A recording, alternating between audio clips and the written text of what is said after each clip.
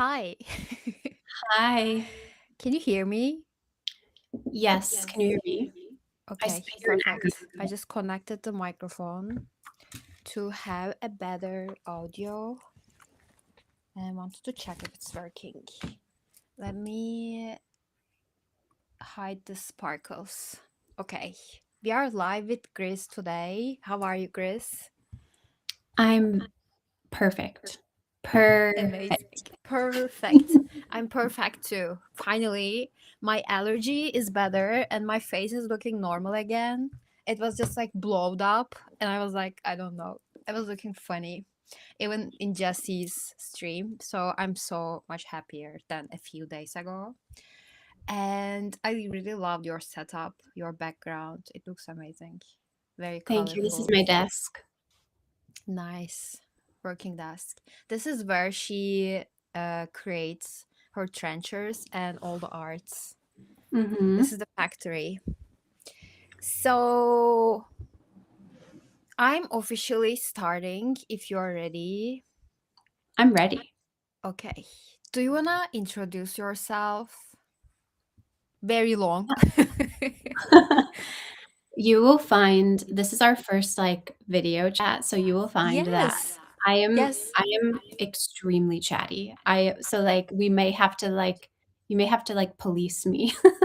No, I'm glad. I'm glad that you're very chatty. Is it your Okay. first stream too? Like, Yeah. oh really? Well Interesting. well, it's my first video stream. I normally Okay. do, like, a little VTuber, like, my little grizzle GIF girl. Okay. I'm honored. I'm honored to have you. Honored to host your first live stream, and I'm happy that you're here. Thank you for choosing Love Bombing Little Bit stream for your first stream. I'm honored to be here. I love your stream. I watch it almost every time. Like, as long if I'm free, Really? I watch Thank it. Yeah, I you. watch it almost Thank every you time. so much. Means a lot to me. But yes, I will introduce myself. So, hello, everyone. I am Grizzle. If you don't know me, I'm the artist behind Trencher. And the short version of the lore is that almost a year ago now, someone stole one of my cartoons and tokenized it on Pump Fun.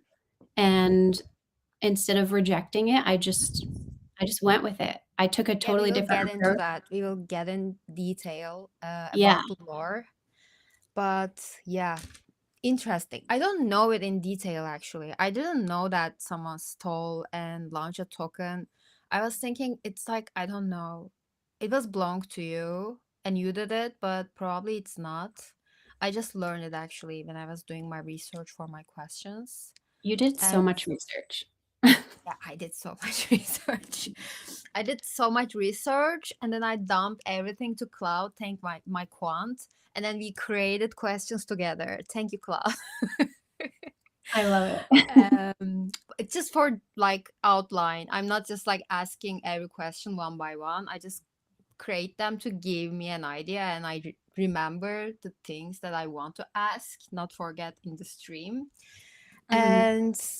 And do you wanna give like how did you enter the crypto space in the first place? How crypto entered your life and you just see it and then decided that okay, I wanna spend time in here. I wanna start create an art in this space and I'm gonna invest my time and energy into this place. How did you decide to that? So, I started in 2020, like, the summer of 2021, when everyone was super into crypto, and it was actually my ex who introduced me to crypto, and I didn't know anything. I was so resistant to it at first. I was like, "This is so stupid. I hate this." But once I got into it, I started to meet people that were more similar to me, and I was like, "Oh, wait, this is really cool, actually."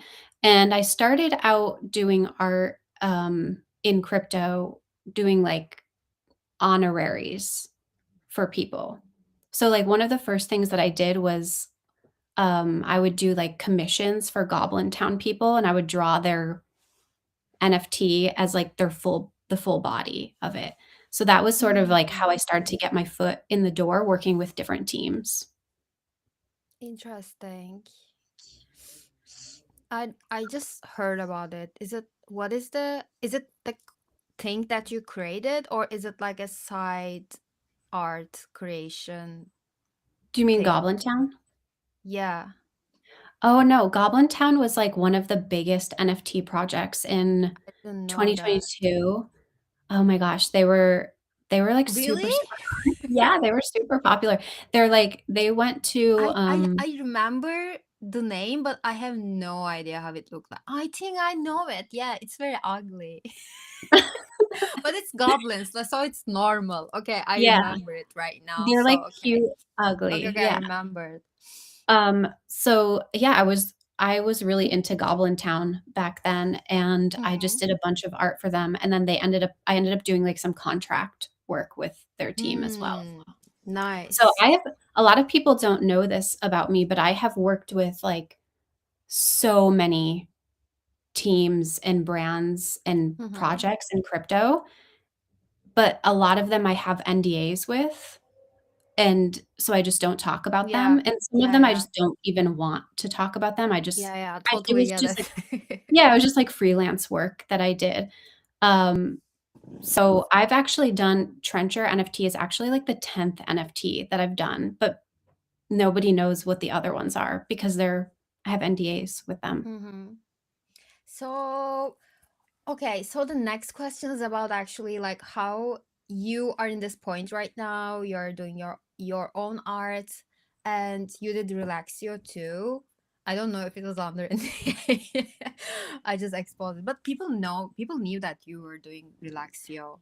Yeah, yeah, that So, one I was open about because that was one of the only ones that I was open about doing because I mhm, was friends with the team and they asked me to do the art, and that was not mhm, freelance, I just donated. Everything I did for them, I just did it volunteer, I didn't get paid. So I was mhm, really open about doing Relaxio, and it was super fun, I love Relaxio. mhm. I love it too. I really loved Relaxio vibes, the community vibes, and we Mhm, met from Relaxio actually, which is mhm. very. And what would you? So you have more experience right now, more knowledge, and like that version of self maybe lack of. What was she getting wrong that the version of you right now understands completely? Like back when I was doing all that freelance work? No, it can be anything. I think that one of the biggest lessons that I learned that was holding me back from success was focusing on other people instead of myself. Mm, So, I back then, I was working for so many projects, and Relaxio was actually one of the smaller ones. I think Relaxio went to, like, 2,000,000 market cap, but there were a few projects where I took them to, like, 10,000,000 or 20,000,000 market cap, or they were I had, like, an actual almost a full-time job with them. mm, Um, and I would take them from, like, 0 followers to, like, 20,000 followers, but my account always just had hardly any followers because I wasn't posting any of that content from my account. I was running everyone else's social media. So, like, people would look at all of this art and they had no idea that it was me. So I wasn't getting any recognition for it. So it wasn't like furthering or benefiting me in my career, except for like word of mouth. Like people would say, "Hey, I worked with this girl, Grizzle. She's really like cool to work with and she has a strong work ethic. You should work with her." And then that's kind of how I got all of these jobs because people would mhm, recommend me to other people. Um, but it was like 2020, the summer of 2024. I was like, why am I spending all of my time building up other people's brands when I'm not putting any energy into myself? And that was when I started to create the concept art for what would now become Trencher, like the character art.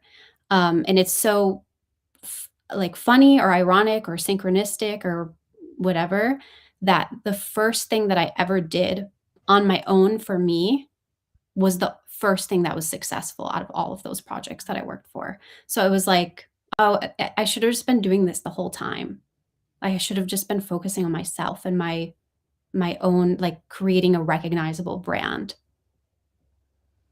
And what did you learn? Like, but I think it's also probably maybe it also one of the reasons, the whole experience in the space, knowing people, like how things works, etc., made Mhm. you successful or gonna make you more successful in the future too. So everything happens for a reason.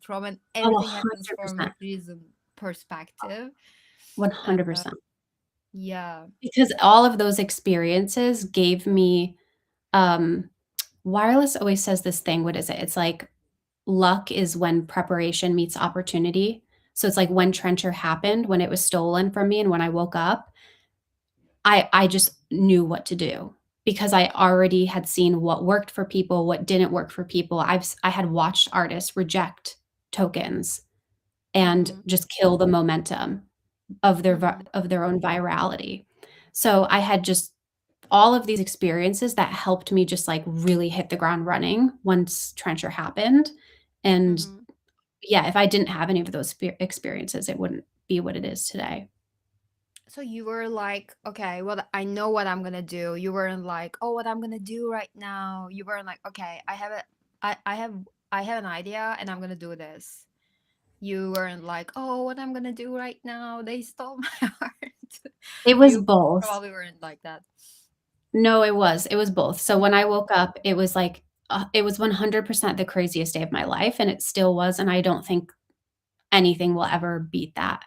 It was absurd. Like, I went to sleep, just a tiny account, like a small artist, and I woke up to my account to, like, over 10,000 followers. Now I have, like, over 20,000 followers, and there were thousands of DMs and thousands of comments, and pretty much, like, every single person, like, every KOL, every influencer, every, like, project lead was in my DMs when I woke up, like, people who I admired, artists I admired for years, like, I was like, "Why are all these people DMing me?"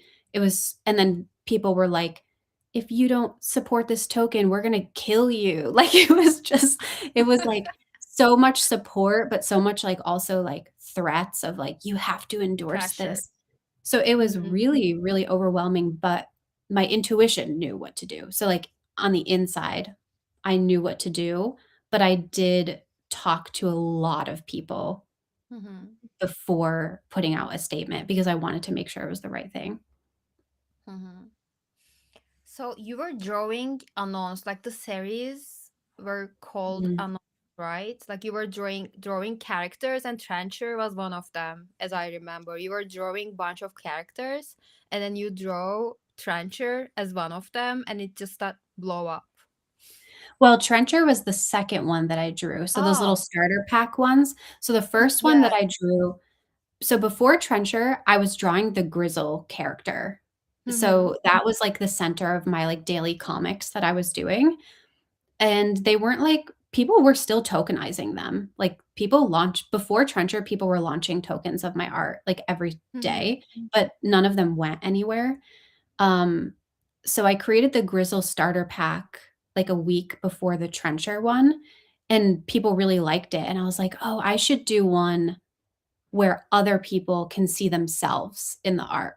Like, I should do one to represent the trenches because it'll get way more engagement. I was not thinking about it being tokenized, I just wanted engagement.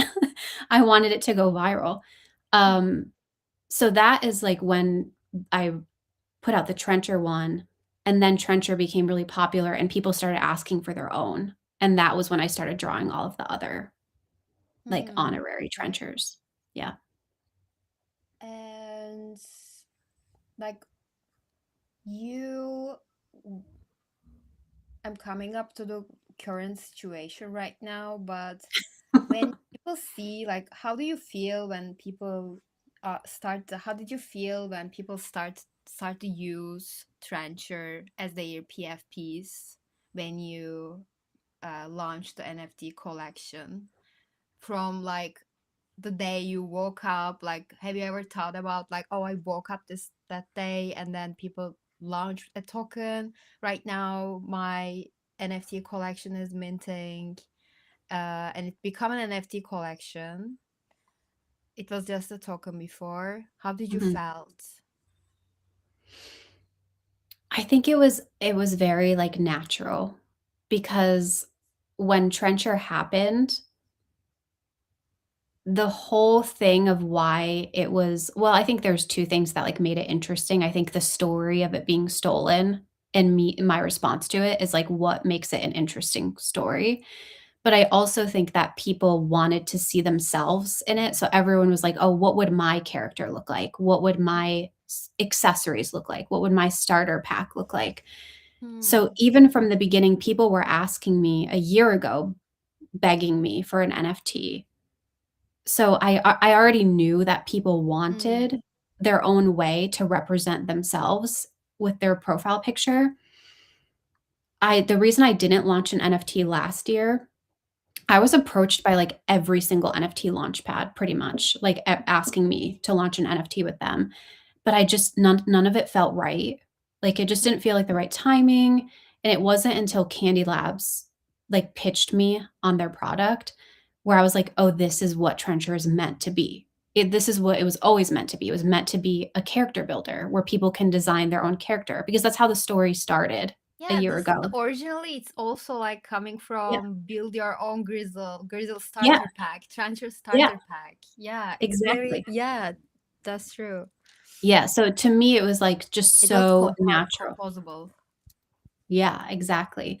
And that's, like, what I wanted. I wanted people to be able I wanted to be able to make like, honoraries for everyone, but I can't draw every single person. I just can't Hmm. it was too much to keep up with. I had, like, a 2.5-month backlog. So I was like, "I can't do an honorary PFP for every single person." So an NFT is, like, the next best thing where people can have their own, and then with the character builder, they still get to design it themselves and make it represent them. Amazing. So you knew it something's gonna land, and when it's gonna land, you gonna make it right with the right people. And Yeah. how did you feel like how do you decide who you gonna collaborate with? What is your filter for trustable people? How do you decide who you're gonna collaborate with ex, all the experience you have in the space, the past experiences that you work like people with that you haven't satisfied, and right now, which filters you have for the people, for the companies that you work with? What makes someone or a company trustable for you? I think like I realized that Peach said something in the group chat. Everyone's trust something. What did he said? Like trust network is subjective, but so he basically said that like everyone's trust filter is for their own, and it's not it's not an objective thing that can be applied to everyone on or Mm, everything. mhm.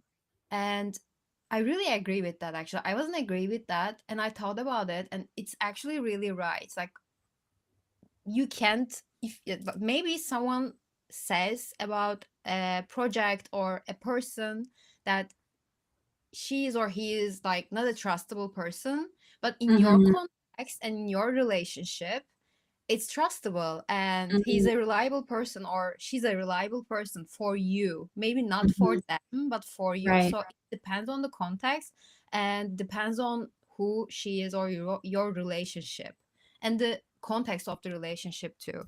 So how do you decide who you're going to trust or work with right now?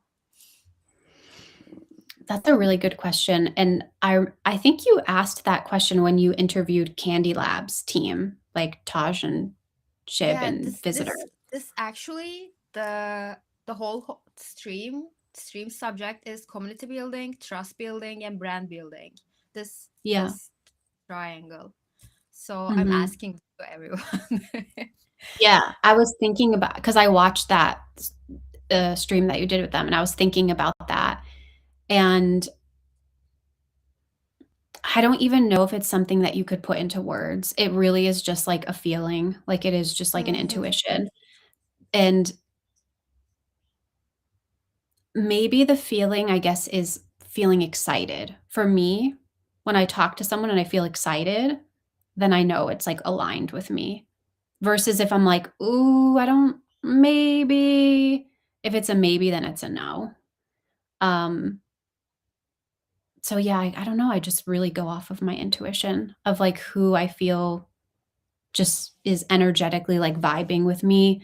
Maybe it's, like, also part of it is people who are able to connect on, like, a human level rather Mhm. than just, like, talking to you like you are an ends to a like ends to a means, means to an end, whatever. Um, I think that sometimes you talk to people and you could tell they're not really even present in the conversation. They're just, like, checking off a box Mhm. when you're talking to them, and those people I feel like I don't connect well with. I see. So it's a feeling. And Yeah. I want to ask, like, how much of it for you depends on in real life interaction or events? I was gonna ask another question about it, but how much of these relationships that we build online have any meaning in real life, or you see a value? Hey, are you seeing any value to be present in real life events? And if you're not seeing it, why? Or if you're seeing it, how valuable is it? Or in which context or in which situation it's valuable? Mm, Because some people are like, oh, we should go all events, like we should be mhm. present in all events, we should go. I don't think like um I'm not gonna give my ideas. So what do you think about this? Well, I wanna hear your ideas, but I actually have not been to an event since 2023 just because I had some, like, a bunch of really intense personal stuff going on the last few years of my life. I haven't been able to afford to travel, and I've had no problem building connections with people without doing in person. I was doing them before 2023, and I do love them, and I think there's so much value in connecting with someone face to face, Mhm. but some of the strongest relationships and partnerships that I've built with people are not in person. And some of the people that I've met in person where I thought we would really connect, I don't even talk to them anymore. So, I don't know if it's really necessary for people. It's fun, and I think it can help with a friendship, like if Mhm. you're developing a friendship with someone, but I don't think on a business level, I don't think it's necessary in this industry, at least. What do you Mhm. think? I think it's a very interesting point. Like if you do things and put out there, you're gonna be not you, people gonna notice you if you're doing your work, if you're doing the work. But I think, according to my observation, when you go to events, even if you're not doing anything in the space, you make connections, make network, and Mhm, have a stronger network, get in circles, even if you're not doing anything, and you become privileged by like with your social network. And when you mhm, do something, even if it's very small, mhm, it just get noticed very easily. And mhm. but yeah, it's getting more easily noticed when you go to events and then do like it's also like not very easy to get in circles too. You have to know people or Yep. already do stuff in the space to get Mhm, circles too. And but according to my personal experience, even if you're not even doing a shit, like when you're just going all the events, like meeting with people, after 3 years, especially if you're going all the events, you can find a job, get in a job, like work for a company very mhm, easily, even if you're not mhm, doing it. So I mhm, don't think it's like um it's a very like a different thing. Like you can also be doing things um like online and it mhm, get noticed, and if you're just doing this stuff and it is getting noticed, and it's eventually, if you're doing something, it's eventually getting noticed. mhm, And um I don't think it's very productive to go all the events because it's very tiring, financially tiring, and it's mhm. not very productive to be in an event because there's a recovery you're getting distracted a lot, I think, when you go to a full week event because you're going to events all week and you're getting tired, getting sick, and then you're coming back. if you're coming back without going another conference, if you're coming, oh, what was I doing? And then like if you're not a BD or an ecosystem person, I think even they just like trying to like have a reorientation um period after they go back to their base wherever it is. So I don't think it's a very productive thing if you're trying to create something, even if you're a creator, like creating video content or whatever. A full week event and going all the events is not necessary, but going the main ones, even not the ECC, like DevCon, DevConnect, Solana Breakpoint. Like I think you should be in maximum 3 events a year. Like I Mm, think that's the ideal, the most optimized. Other than that, you're just traveling to see your friends. Do you know yeah. what I mean? Like it's like a Yeah. luxury travel. Like your Yeah. company is paying. If your company is paying, that's perfect. Like you should definitely go. Yeah. But if they're That's the not last paying one I it, went to. and you want to try and see another ecosystem, that makes so much sense. But if you're going to ECC every year, I don't know. I don't know, man. Like Yeah. I don't know. Like go I eat think it the Dev Connect. Go like I never paid for going to a Dev Connect or DevCon. Like always my company paid for it. And mm, I wouldn't go like Dev Connect or DevCon every year if my company wouldn't, because I know what's gonna happen. Like I mhm, paid for Breakpoint and I paid for myself to travel. Even if I was working for a company, they haven't seen any mhm, value, which is a miss, I think. And I was like, mhm, fuck it, I'm going. I'm gonna pay for it. I wanna see Solana ecosystem, what's happening. mhm. I was always like an eat girly. And I was like, okay, I wanna see what's happening. Like I'm gonna go to Breakpoint. And it was like the best conference I've ever been. It was a real conference. Okay. It was a business conference. Yeah. It wasn't like I'm not gonna fud I'm not gonna fud eat, but it was a real conference. Like I met so many people, and then it was like I don't know, it was a real business conference. It wasn't like party every day and then we are going back to our places and party other day too. It wasn't like that. I met like new people that I can collaborate with. I met visitor in there too, Okay. and in person. And I think it was a great conference. So you can invest to see different ecosystems, or Mhm, if you see any value to go, you can just like pros and cons and what opportunities it can bring me. But if you want to go just to see your friends every year to the same conference, I don't think it makes sense if you're just paying for it. If your company is paying for it, then okay, it makes sense. But right. other than that, it's just like waste of money, energy, and time. um there are pluses too, of course, but yeah, from my situation, I'm just thinking from my personal point of view, not from Mhm. another person's point of view. So this is my idea. Yeah, maybe it's a cop, I don't know. Maybe I'm just copying, I have no idea. But yeah, this is my opinion right now. This is my personal feelings and my thoughts about this.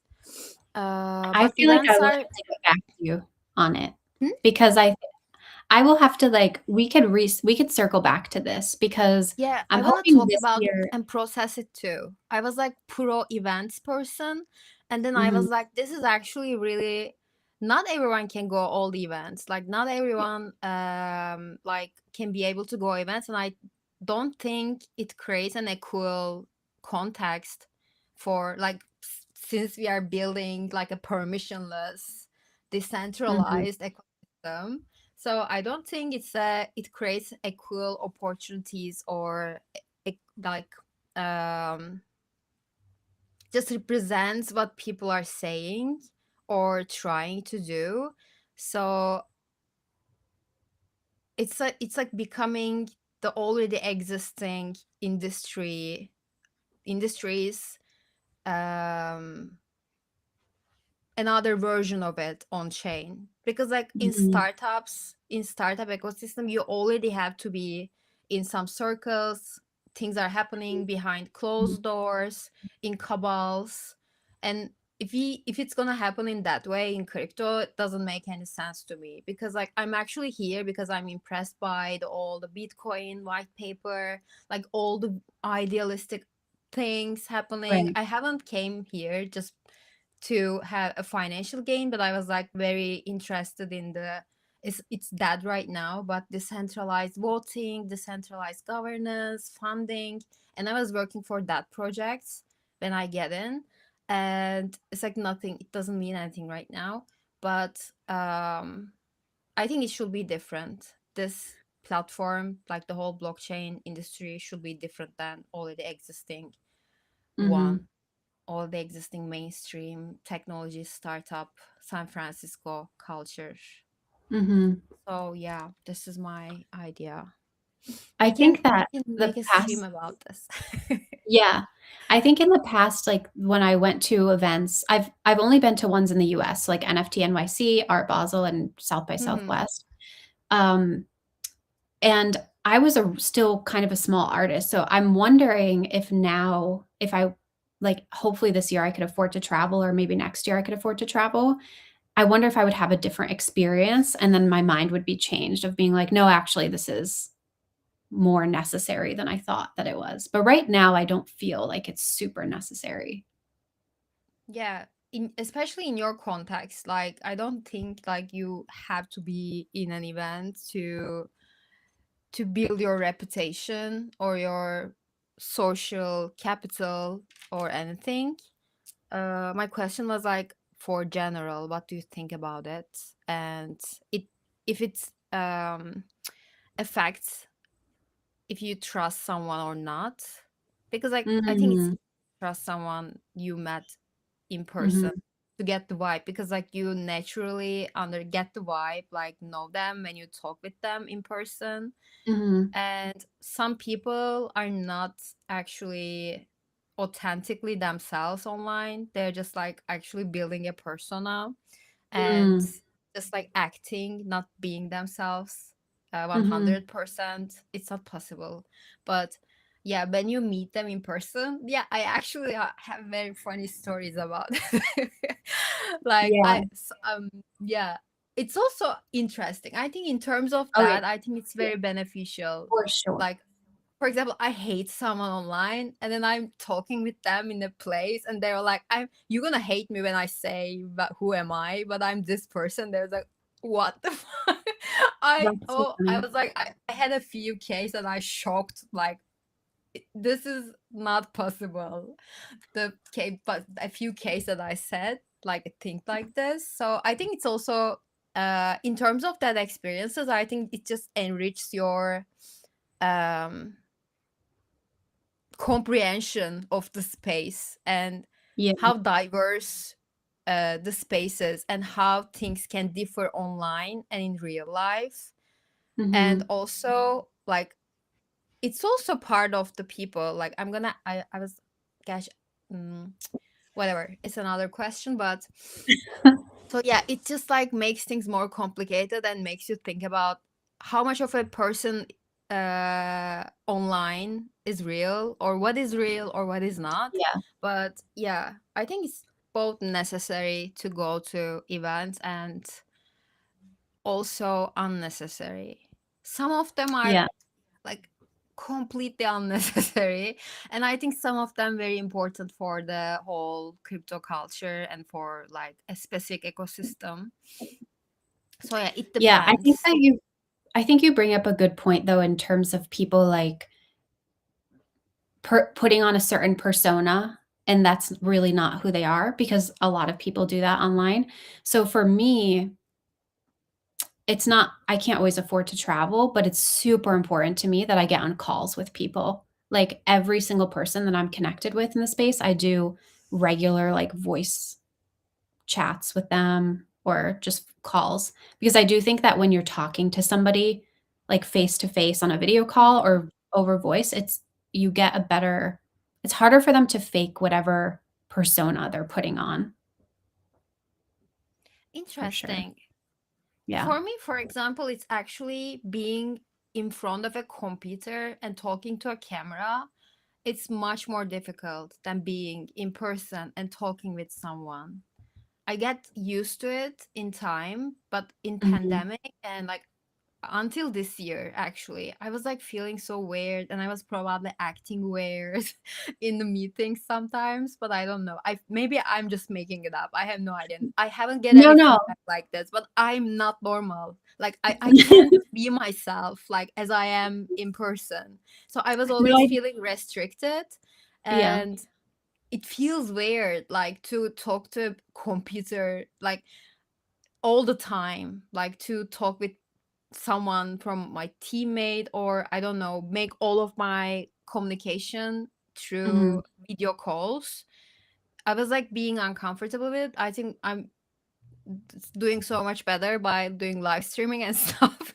But like it was always feeling weird. But I'm like, it's very like you're very lucky if you're feeling in that way. You're feeling comfortable about it and feeling okay with it. I was like, most of the time, I'm feeling okay. We did a conversation right now in the call, but I need to meet this person in real life to really know them.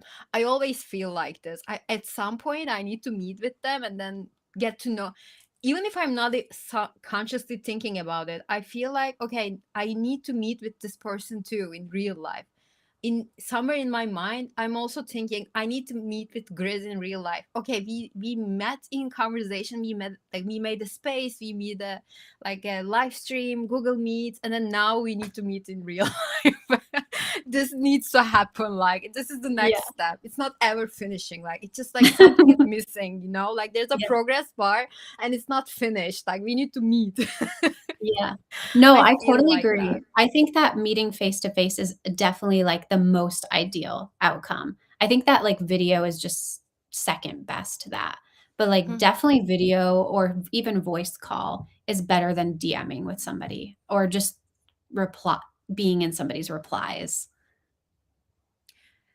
There's like this is such an interesting. We are just going out of the topic, but I don't know. This is a very fun conversation. Like I had a few cases that I was like meet people in calls and like I was like feeling nothing. Like I just like Mm. okay, this is just a Mhm. random person for me. Like Mhm. means this person means nothing to me. And I met them in real life. I was like, wow. This is such an aura. It's very interesting. Like meeting someone in real life is completely different. Like for me, I don't know. Maybe it's just for me, but I had a few cases, and especially one of them is I can't stop thinking about.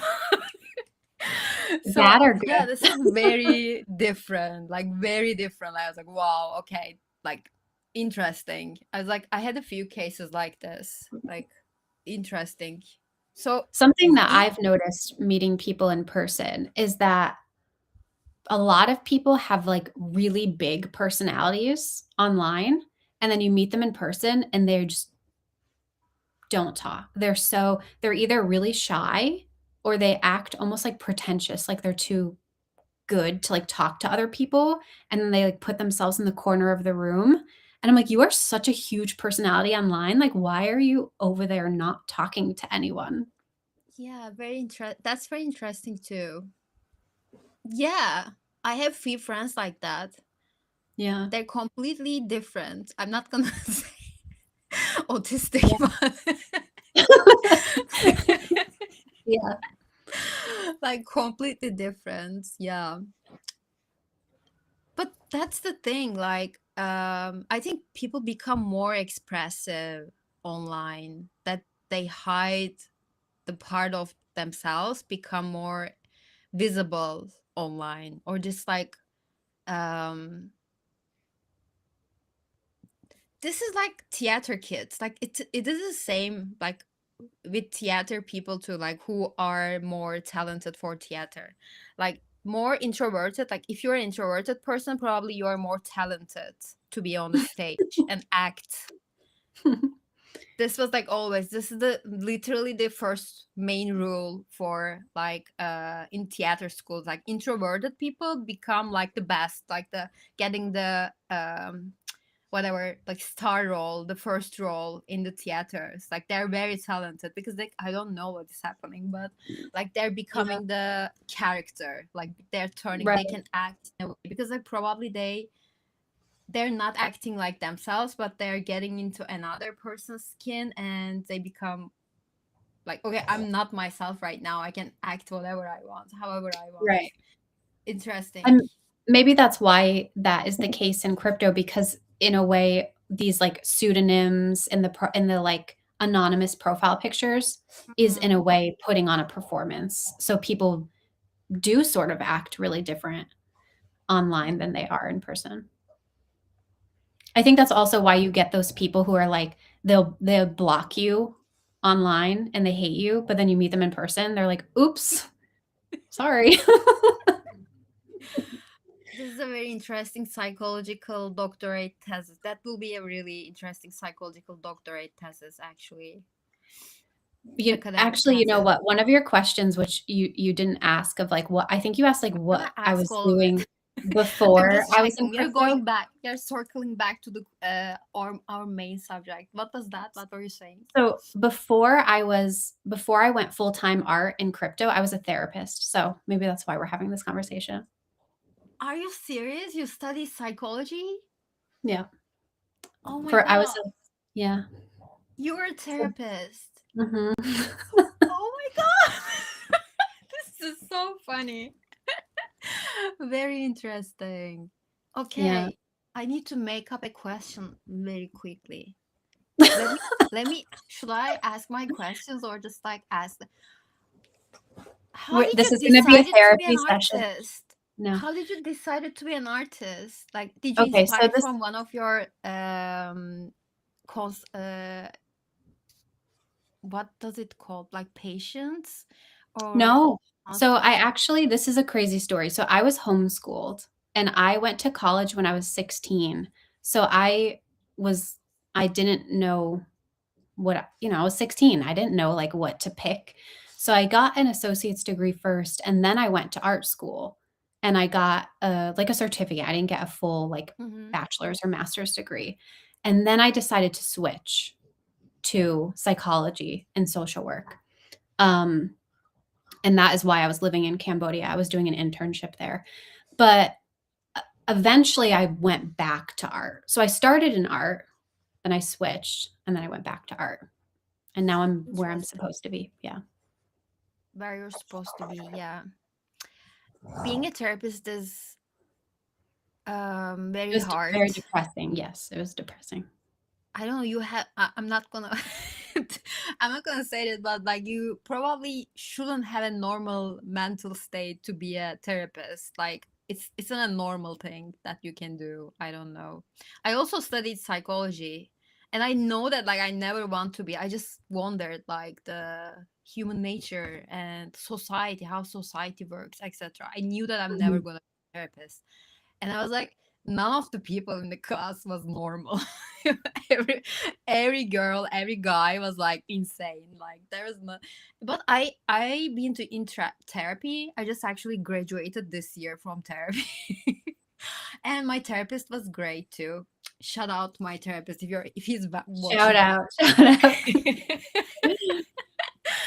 um and it was a great experience, but I don't think a normal person, like I don't even know what normal means, like there's no such a thing as normal, but I Yeah. don't think a healthy normal person can be a therapist. You have to be obsessed with something and also um think that you can fix the world by fixing people, like a savior complex, you know. You have to have a savior complex to be a therapist, and it's a complex too. It's not a normal thing.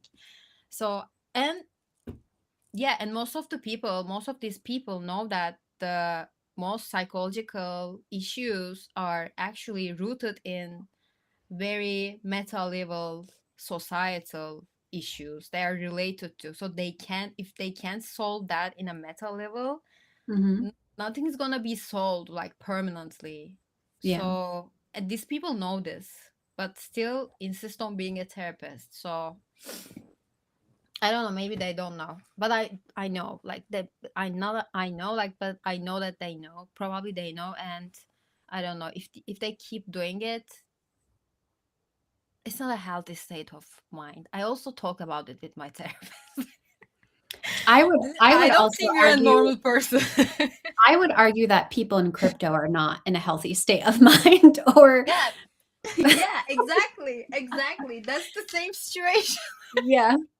Yeah. Same situation as different context, but we are at least self-aware. We are just questioning it, like at least trying to quit, like once a year or something, like and it like a or thinking about quitting every 3 months or something, Think about or quitting switching what we crypto. are doing or who we Right. are working with, just to like to get a fresh air.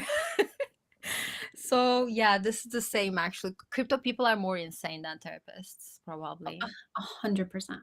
I mean, I've worked with people with like the most extreme like mental health disorders, and people in crypto are some of the most like mentally ill people I've ever met in my life. It's so Same. wild. Yeah. Yeah. And I also become more insane after I get in crypto. Like I was more normaler before crypto. I was a normal person, like even very Yeah. close to being a normal person before crypto. Yeah. Yeah, that's completely. I have no right to criticize therapists. I'm so sorry, and I'm getting everything I said back.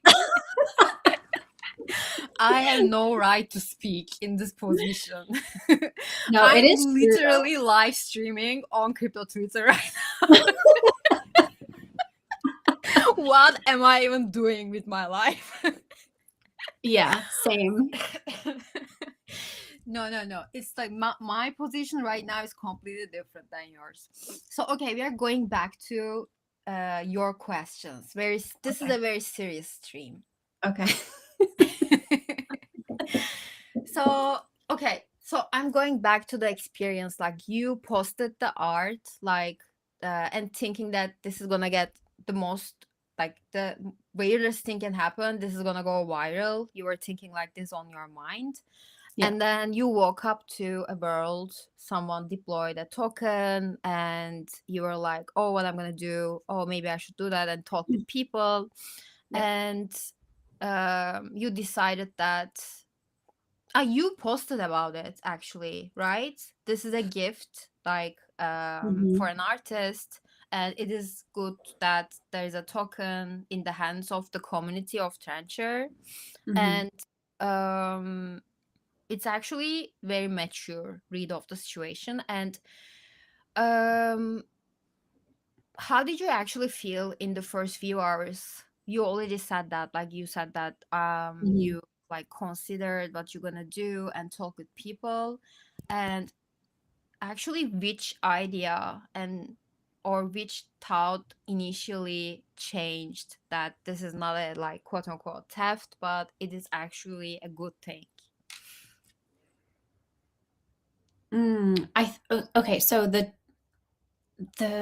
pump fund was really different at that time, and the trenches were really Mm-hmm. different at that time because there weren't creator fees yet. So it didn't matter who launched back then, it didn't matter who launched the token. Mm-hmm. Like, there was no benefit to being the dev other than, like, if the dev bundled the token, but by the time I put out my statement, I had people checking the wallets, and he had already sold. So it was like, he's out clean, whatever, Mm-hmm. you know? So it didn't really matter at that time. Um, so yeah, to me, my gut reaction, my, like, intuition was like, this is a huge opportunity for people to see my art. Like, this is the most people have ever been talking about my art ever in my whole life. And if I were to reject that, it would kill the momentum, and then who knows where I would be now, you know? There are so many artists who rejected their, you know, like a meme coin of their Mm-hmm. art, and it just died out, and then they died out, you know, and then nobody heard from Mm-hmm. them ever again. So I didn't want that to happen. I wanted to, like, use it as momentum because it felt like a gift to me, and it was very synchronistic. It was like I know that like you will understand this, but maybe people watching are not like spiritual, but it was like everyone behind the scenes who knew what was going on before the token and just that whole week, it was so like divinely orchestrated. Like every single star aligned for it to happen the way that it did.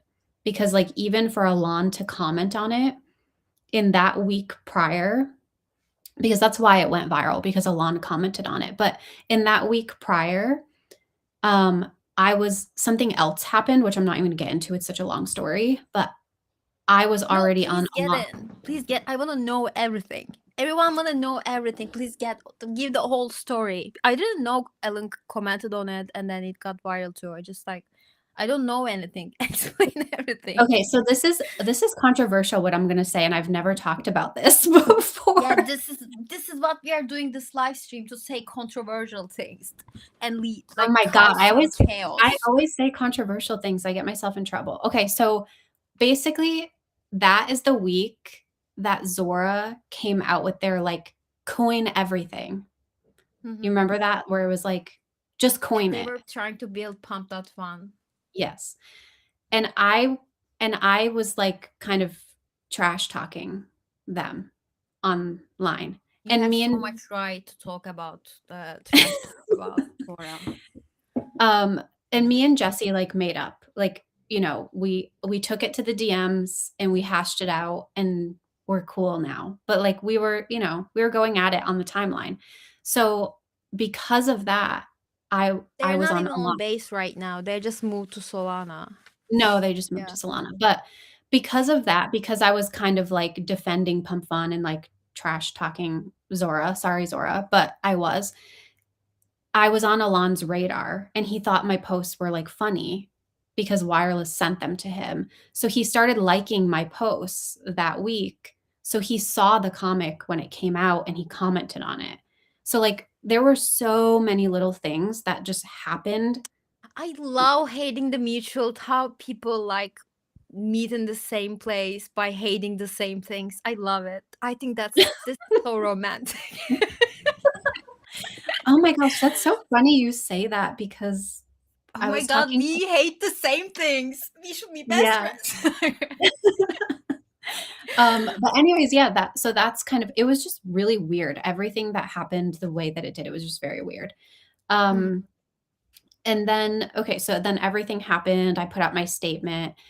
And to your point where you said like the post I made where I said like this is a gift, you know, and that Mhm. artists should be grateful for this.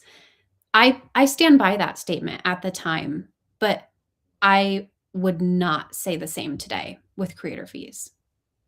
I would not encourage an artist to endorse a coin that was stolen from them because I actually got like super fucked over on it because when I endorsed the coin, the dev was out and there were creator fees wasn't they didn't exist yet. It wasn't a thing. Mhm. But a week later, they rolled out creator fees and they didn't go to me. They went to the guy who stole my art. Oh So my he made god. $90,000 in 3 months off of my art, which is more than I've made in an entire year of working on the token. So, it's I wouldn't encourage somebody to do what I did, but I don't regret doing what I did, if that makes sense. Mhm. Interesting. That's actually so bad. I'm sorry that happened. And I mean, like I you have think no everything idea happened who the way did that it was that, supposed right? to Just happen. like a random person. Probably. It's just Oh, like the yeah. soul the thing. I And found who just it was. It was some guy oh in really? India. Yeah. I have no I am not gonna make any comments. I have nothing to say. It's a Interesting. guy, he's launched like 60,000 coins. He's a serial deployer. 60,000. Like Yeah. eat, sleep, launch a token. Interesting. Yeah, so Never yeah, it happened. was yeah, so I wouldn't recommend somebody now to endorse a coin that was stolen. You're better off doing it yourself because then the creator fees will go to you and not go to some serial deployer. What would you recommend, like, to an artist who wants to tokenize? I don't. Is it? I don't think it's a thing right now. Still a thing, or just like the meta still, or not, or not a strong meta. But what would you suggest if you have any suggestions to an artist if they wanna tokenize their art or yeah. Do you have any suggestions I in would terms of say that, in that I would context? say, like, don't do anything right now while the market is like this. I think it kind of there's so many things to take into consideration. Like, does the artist already have a good reputation in crypto? Do they have a large following in crypto? Do they have a large following out of crypto? Because if you're a new artist coming into crypto and you don't have a good reputation and you don't have a following, nobody's going to care about anything that you launch. You have to build relationships before you do anything in the space. It should be everyone's first priority here. Like, more than anything, there's this guy, these two guys, they have a podcast called the Wise Men podcast. And this guy Doc, he says this thing, and I think about it all the time. And he says crypto is a relationships economy. More than anything, it's a relationships economy. And if you don't have the ability to build relationships with people, then like you won't be successful in anything that you do here. It's more important than being good at art. Like, it's more building relationships is like way more important than like being talented. You actually don't even really need to be that talented to like make art in crypto. You just need to be good at like building relationships with people. Interesting. Okay, I want to go deeper into this.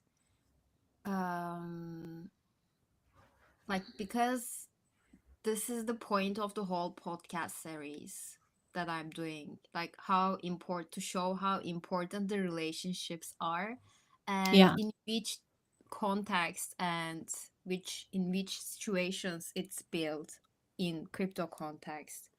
So how do you think, like, the relationships you build affects your career, like, and in which ways? What do you think about this, like the relationship idea? And I think, do you think it is right?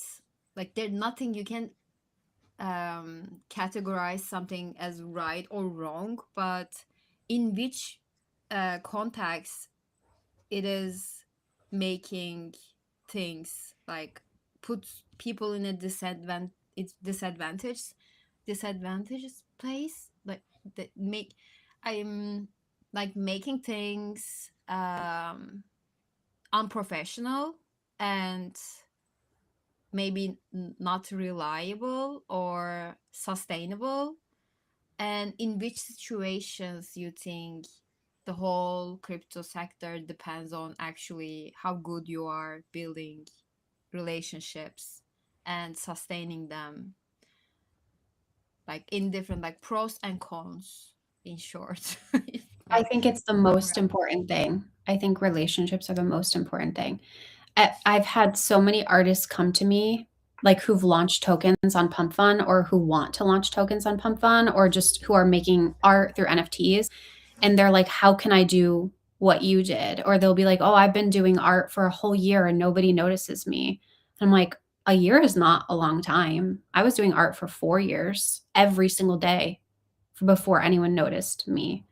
Um, so people, I think a lot of artists come to crypto and they think all they need is to be talented, to be like making good art. And that's not the case at all. Like, there are so many artists in crypto who are really, really, really, really talented, but they don't have all of the other skills, like the soft skills or just the really important skills. Like, I think that marketing is probably maybe that even falls into relationship building or they're like under the same category. But I think that like 90% of my day, every day, revolves around marketing. Um, I think that like narrative building is so insanely important. Like, what about you how can you sell your story? Why is your story compelling? What about you is compelling? What about you is different than everyone else? And artists will try to copy another artist. They'll say, "Oh, look at Leon, what he did with Nubcat.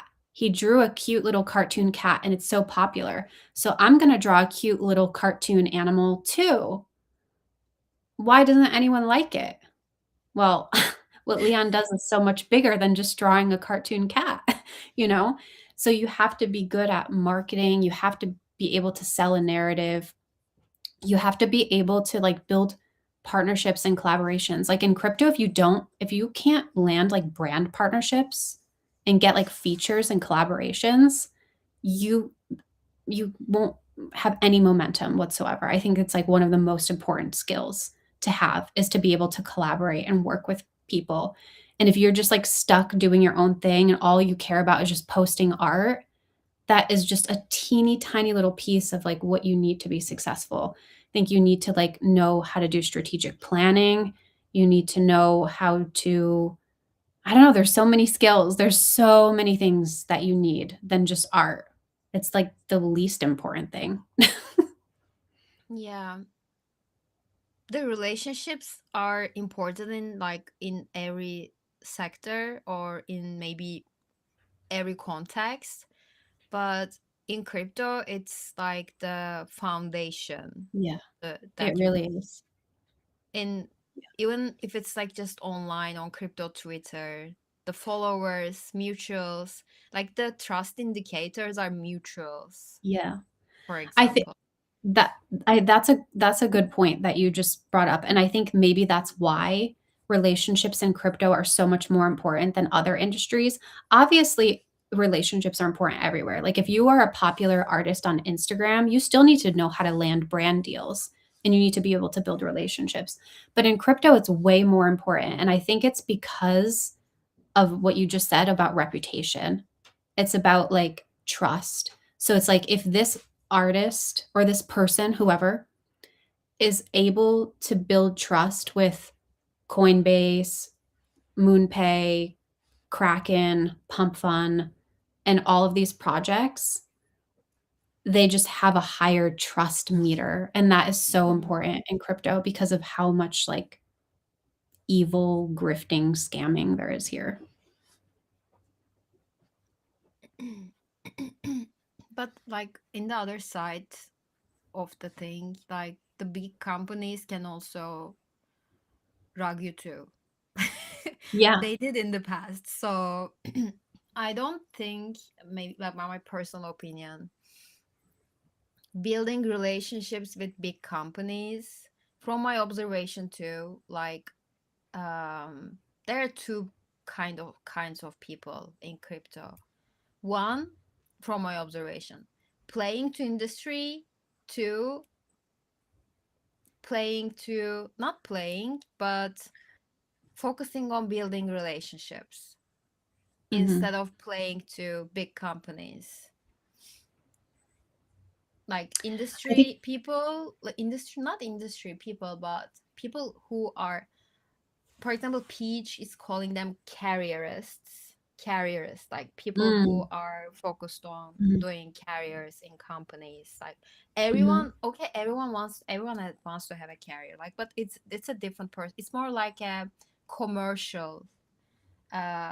They're that those people presenting themselves more commercial, and when you do that repeatedly, you're eventually connecting to big brands in the sector. mhm, Like it's inevitable. If you just play to work with or collaborated or just like wants your name to next to a big company, it's eventually happening. But I don't think it's a trust indicator too, because like we have seen that like the biggest companies in the sector just rock people. Um, so it's a success too. It's a one of the, like it's a badge, like it's one of the successes to do business or do something with big companies. But I personally don't think that it is. It's a like, for me at least, from a personal level, it doesn't, mm. because I don't know, I'm not gonna say anything. Like I think it's it's not like a everyone's. reputation score for me. Like other Mhm, things, like per- I for me, for example, personal stories uh of that person, like if I want to know someone better, if mhm, I know other people that that person connected with or worked with or do something with other people that I know, I will ask a person, like how was your yeah, experience? That is more mhm, important than seeing, oh, this person is working with one of the biggest companies on chain, seeing on mhm, Twitter, and then, whoa, this is amazing. This person is probably very trustable. That is more important than me. Like even if like that company is not very famous, or just like the person that I know who knows the person who I want to mhm, learn, get more information about. That information that I'm gonna get from a person is more reliable than me than seeing, because like mhm, I'm like I don't think it's a trustable reputational thing, but it's a the first play for companies who wants to make names in the sector too, putting your icon next to something more trustable than you to get mhm. more credibility from that thing. So yeah, that's my opinion on that about the companies and reputation in the context of reputation and being Mm. connected to big companies. So yeah. I think both. My own personal perspective is I think both are important. So I'm the same as you. Like if I'm gonna work with somebody, I want to I'm gonna go to everyone I know and be like, "Hey, do you know this person?" Every single time I work with somebody, I'm like, "Hey, do you know this person?" Because I want like confirmation from somebody that I know. So I do think that like that type of relationship building is super important. But the reason why I think personally for myself and my own experience, why being able to partner with these big companies, because I have partnered with most of them, is two levels. I think it's like public perception. So Mm, like the average trader, that's what they care about. The average trader is like not really in the behind the scenes industry like we are, they're just trading. So to them, an artist's ability to land a partnership with like a major brand is a really important skill to have. mm, And I think that when people invest in a coin or an NFT or something, they want to know that you could take it to the next level. So they want to see like, okay, are you going to be able to get listings? Are you going to be able to mm. get Yeah. investments? So when people see like Leon or myself partnering with these big companies, I think it gives them a certain level of like trust in our own ability to take our brand to a higher level. And, like, for myself with Trencher, I've been able to get like, I've gotten an investment, like a grant from Base, like Mhm. Coinbase. So, like, Yes, I the saw that. Congratulations. yeah, thank you. So, like, I think that, like, unfortunately, it is kind of necessary to be partnering with these big brands if you want to, like, get investments to Yeah, I'm really not grow. saying that. Oh my God, you shouldn't partner it. Like you, of course, like it's like getting an investment. Like Yeah, yeah, yeah. what you gonna do? Like if you're building a startup, of course you're gonna get investment. If you don't have like I don't know, if you're not Facebook or just Right. found a crazy product market fit that you can only bootstrap. Like it doesn't make sense. I'm just saying that in terms of reputation context, like Mhm. not a bec- in there are also different contexts of reputation too, Right, right, like financial reputation. Like if if someone is partnering you and backing you, a big company, it means that you're financially trustable because your right, company get an investment. You're a right, company and you get an investment and someone is supporting you, and to your token and your art is going to be more successful because like people are putting their financial capital, social capital next to your name and trusting you, and it's probably going to be like if it's not gonna, and they're gonna like cover your negative, if it's whatever. So if you, for example, want to do a merge, you can be able to do it with a company sponsorship, right? Like Mhm. the things that you couldn't do before. Like everyone Right. is getting that. If you want to do an event, you're getting a partnership, like Right. sponsorships. So you have to get it. I'm not saying it, but in terms of reputation, I think it doesn't make you more reputable to work in a company. Yeah, you're a very shitty person, and suddenly you get hired to work in like one of the biggest protocols, Mm. right? And Mhm. it doesn't make you a perfect person instantly. A You're still shitty person. Yeah, So 100%. this is what I'm saying. It No, I doesn't 100% make you agree. instantly a very trustable, amazing person. So yeah, this is what I'm trying to say. I fully agree with you. I think still there is, like, I think that this is just, like, maybe an education thing or, like, an intelligence thing. I think we know that, but I still think the average trader, when they see somebody with a badge from one of these companies, they do trust them Yeah. more. Even if And even if that's that true. person. Yeah, it Yeah, depends on which it depends who it bubble are we is. talking about too. Yes. Yeah. But I think that, like, people like us who are, like, in the industry, who are well connected, we know that. We know that somebody could be working for whatever X company and be just, like, a horrible person. But the average trader, they don't know that. They see the title and they're immediately like, "Oh my god." And they just want Yeah, to. that's true. So yeah, I think it's an education thing. Like, the average person in Experience. crypto, they don't know what it's like to be behind the scenes in crypto. They don't know what it's like to be building in crypto. And that's probably like a bigger audience than the industry people. Yeah, 100%. Traders, in terms of traders who are actually using the chain.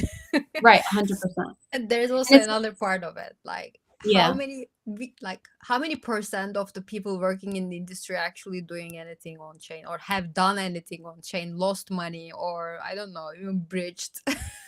Well, that's the problem, is that most of them aren't, and they're really out of touch, and you could tell that they're really out of touch because, like, and this is why I get into arguments with people because I'll be like, "Hey, take this feedback," and they don't take the feedback, and then they get public backlash from it, and it's like, "Well, why are you hiring people to run your trenches when they're not in the trenches?"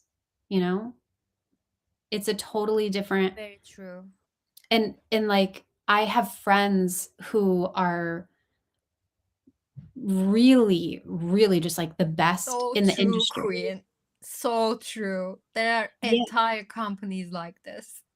No one yeah, is and using the chain, but yeah, they're like and building something. they hire people who are not even in crypto. They hire people who are, like, Mm. Silicon Valley, like, in tech, or they hire people who are, like, TikTok popular to run their social media.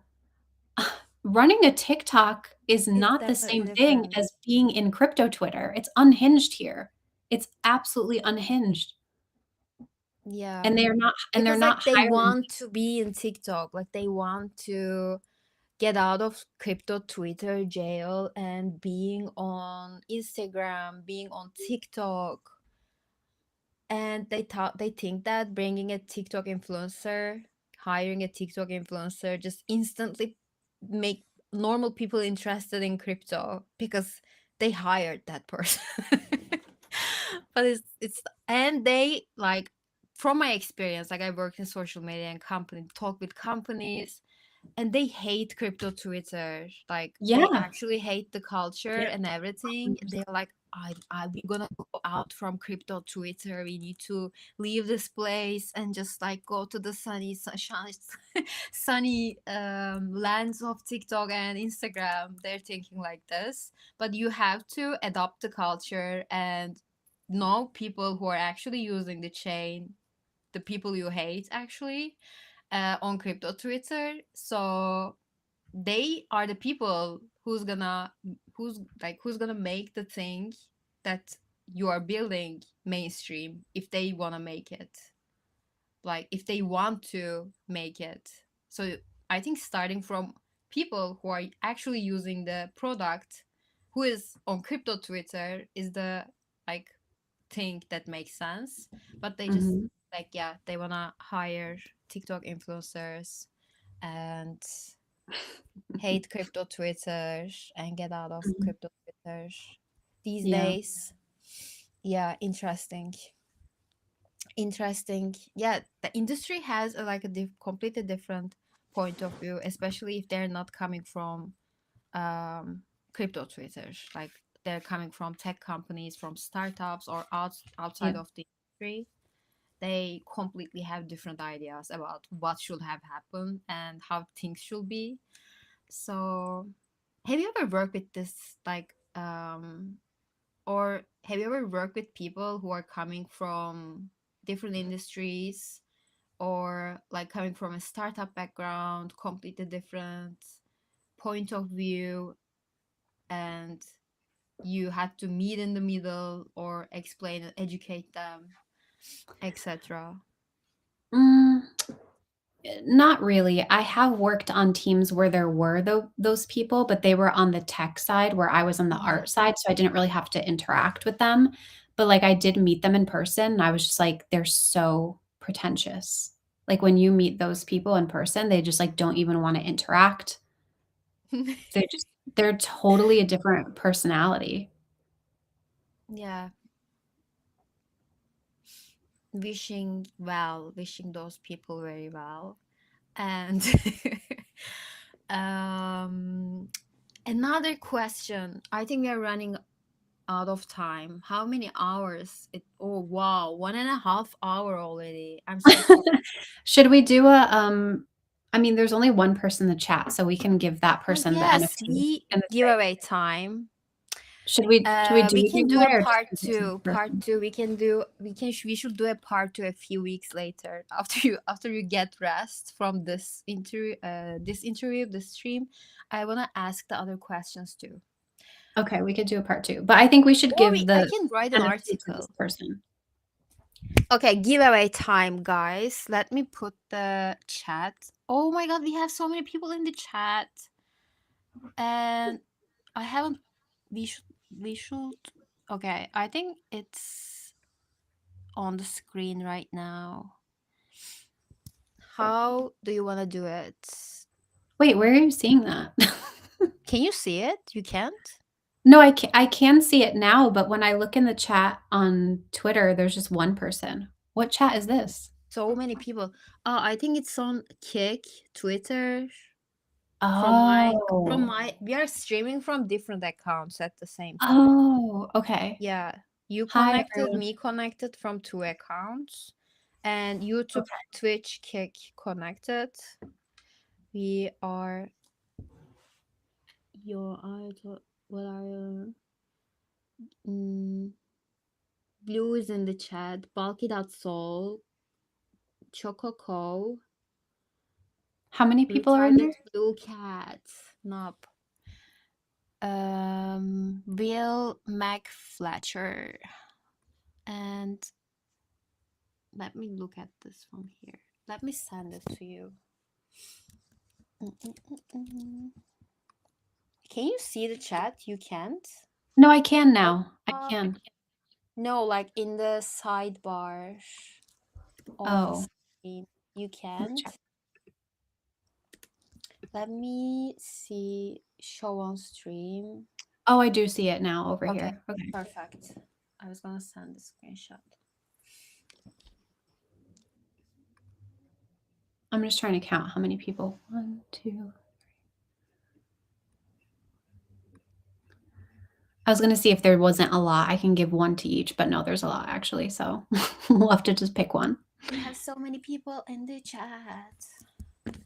You can pick. I always pick for giveaways, No, so you check. can Okay, let me see. Who should we select?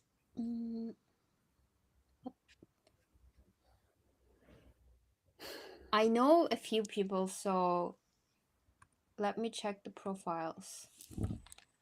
Pro KYC. Let me do a profile check. Vibe check. I think bulky.soul maybe because like That's what I was thinking. yeah, Yeah. okay. We are connected. Like Yeah. because he's been replying to I've been seeing him too. And he's wearing a trencher. He is wearing a trencher, guys. You are Yeah, not he is. wearing a trencher. All right, he's the winner. Or they, Right. she, he, the. Our winner. That's a really good trencher too. Take a photo. And he's holding the money. He's holding he has the He aura. manifested it. He manifests with his trencher. If he is his bulky soul.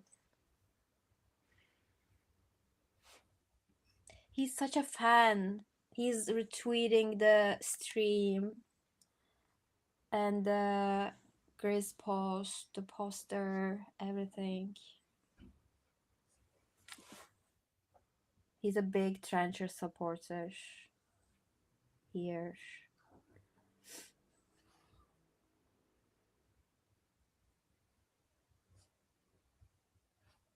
Okay. I support bulky.soul. Okay, bulky.soul. Bought Send me my your wallet. Send me your wallet address. DM me. And I'll send you your trencher and your pack. bulky.soul. Is he in the group chat? Bulky. I don't know. I don't think so. I'll add him. The Twitter DMs was broken for a while, so it wasn't letting me add people. So annoying. Yeah, as usual. Twitter DM. Where's my mic? It's like spend $50 a month for an app that works my 1/3. premium weren't like it's not working. Is it working right now? Let me check. It wasn't work. It decided to not work this morning. Oh yeah, it's working right now. My premium decided to not work yesterday and it wasn't working until like now. I just checked it and it's working right now. What do you mean, like your blue check? Premium features. My blue check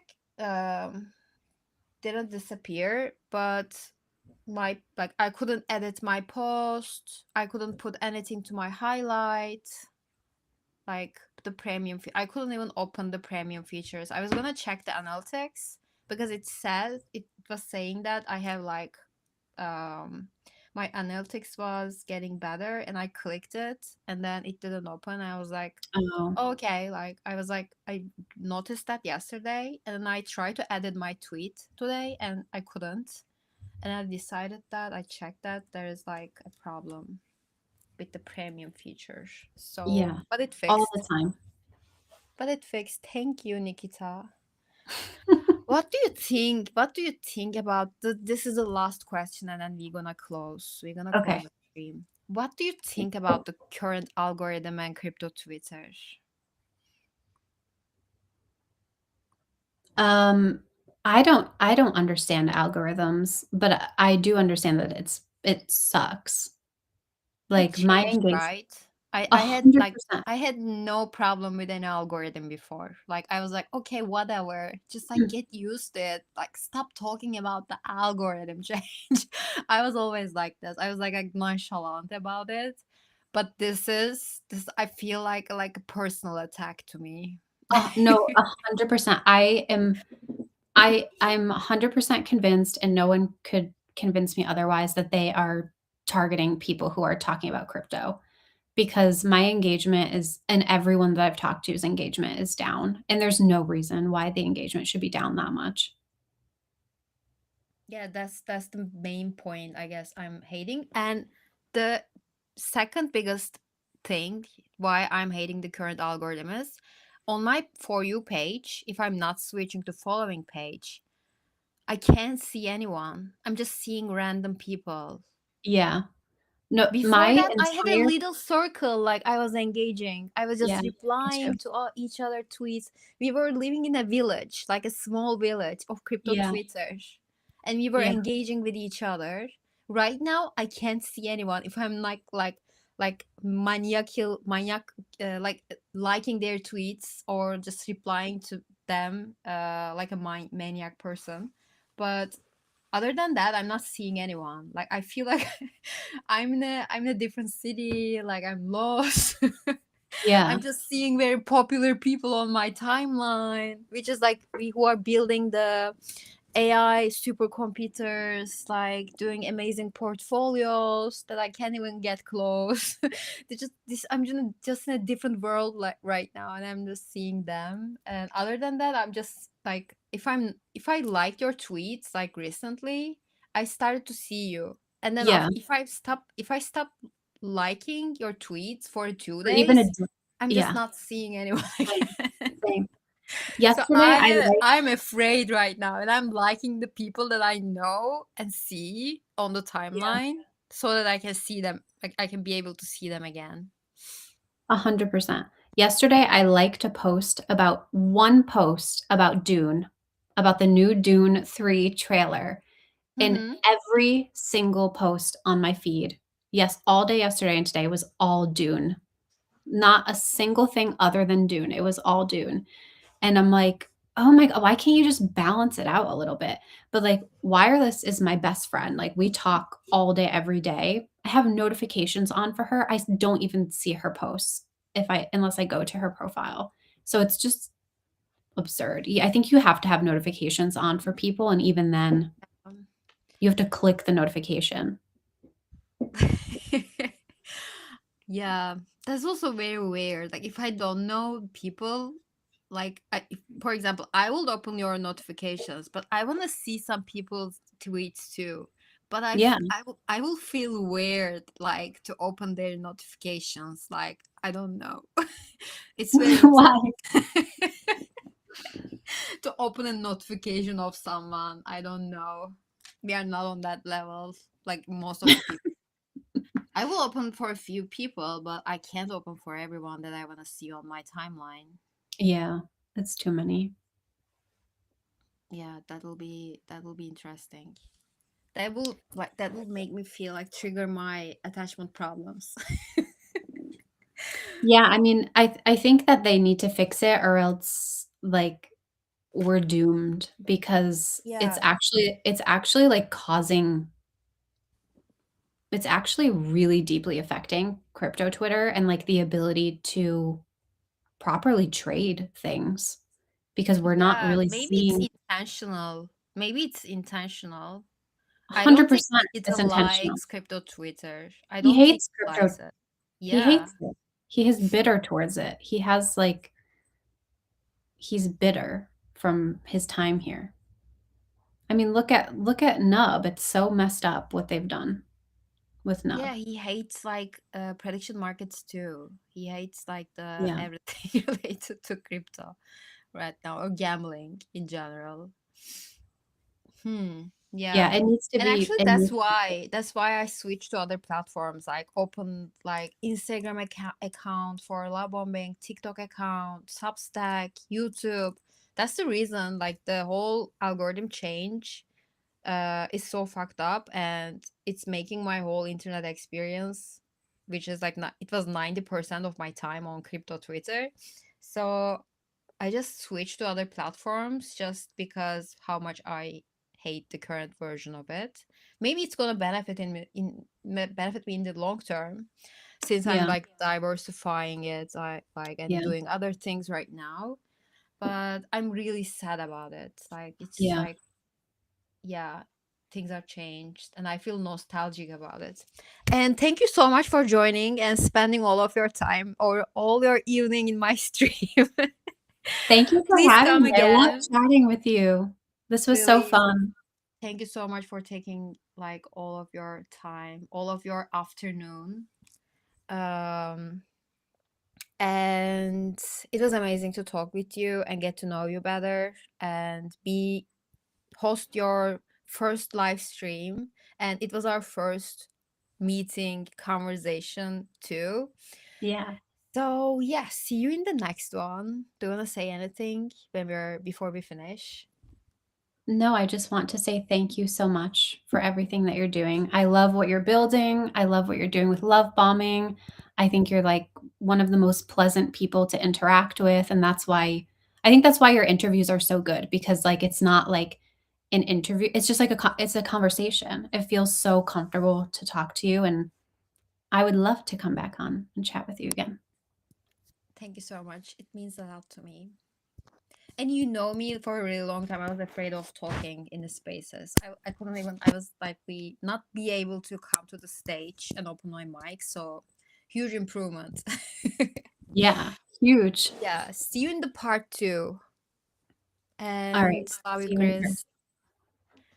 Bye. Bye.